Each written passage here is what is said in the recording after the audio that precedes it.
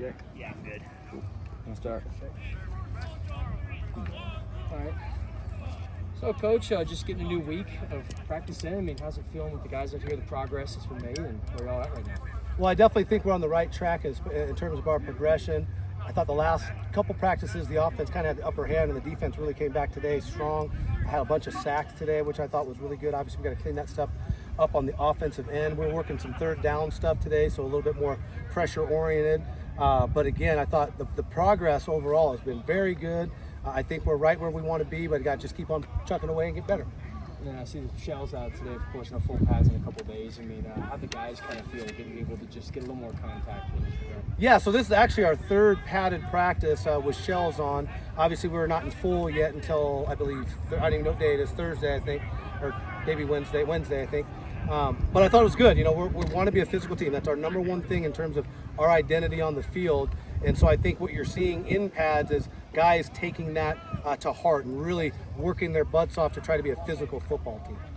Coach, how do you split up your time in these practices? So you're with the linebackers there early on. Seemed like you're with the defense there in the first half, and then over with the quarterbacks and just kind of bouncing around. How do you kind of split that up? Yeah, I think it depends on day to day. You know, I'm trying to make sure that when we have some points of emphasis that I can be with those groups to just reinforce the position coach's message.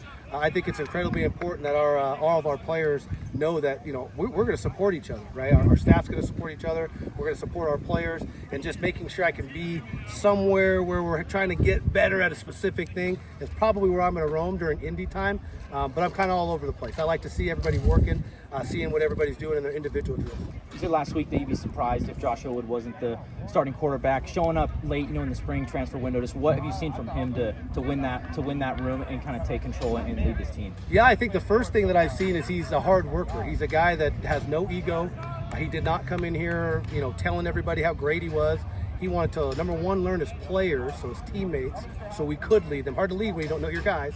So I thought he did a really good job learning his teammates, and then obviously, studying up on the playbook. He's an incredibly sharp young man, and so I think he's done a great job picking up our offense pretty quickly. Obviously, there's plenty of stuff to work on. Still getting better with all the install stuff, especially the newer stuff. But overall, I think he's done a great job just winning over his teammates by being a great teammate. Coach, I know you emphasized recruiting when you got here. Now that you've got your team formed and you're seeing them put it all together out here on the field during camp, what do you think will be the biggest difference from this year's team compared to last year's team?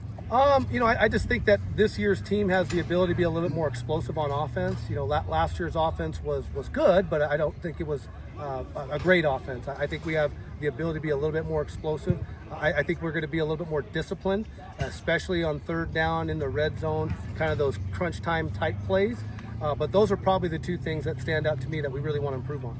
Did you come out of spring thinking we got to get another quarterback, or was Wood like finding $100 on the ground going, I'm not looking for this, but I'm picking it up? No, I think, we looked at the spring practice and we thought we just needed to get better at that position. And so we wanted to try to find a veteran guy that's, played a bunch of snaps. So it's not someone that's, new and doesn't have game reps. And then obviously when Joshua came available and the relationship I've had with him in the past, it was kind of a match made in heaven. So I don't think we could have found a better guy.